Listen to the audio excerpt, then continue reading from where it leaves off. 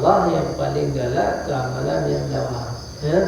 Nyo seminggunya tapi nak piu-piu kan. Tengok gua je sebelian.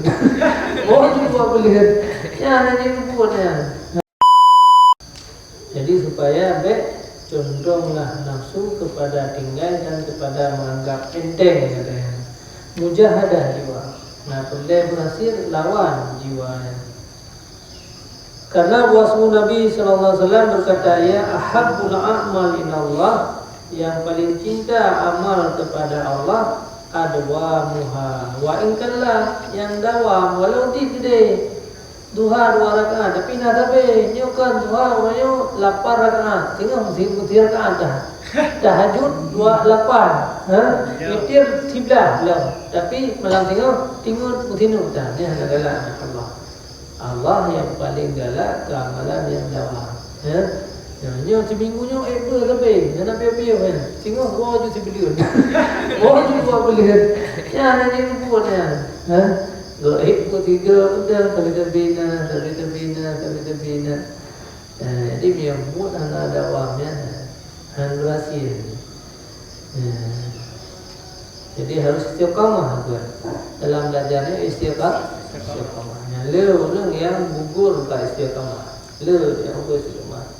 Pun zaman belajar tapi kita pakai gaji kita ikut sebab macam sebab katanya untuk jadi malimnya macam ni sebab meninggal kunci karena pen pokoknya yang saya akan dikaitan lain yang kena istiqamah mbak kalau tempat ini ketihan sebabnya nisah lainnya bukan belum nisah tepen nisah dia buat lain nisahnya macamnya pura-pura belumnya untuk jalur mentang lain untuk jalur mentang untuk tipe arah setannya berusaha ini kekalan tanya yang galak kubur Aisyah ku yang muka kisah yang menapah tanda berlindung widih pak Tesu putih kalau elam menapah dan gua basat kamar.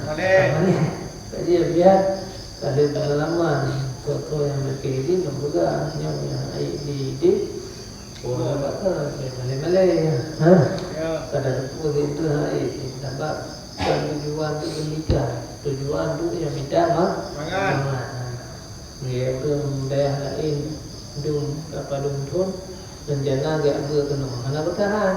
Apa ini negara hotel betul kalau kapur kan jangan lah duduk dia tak istirahat kalau begini kalau bolong karena dekat gitu karena tujuan itu yang paling beramalan adwa muha wa inkallah yang terlebih benar terlebih benar baik tinggal duha 2 rakaat baik tinggal tahajud 2 rakaat baik tinggal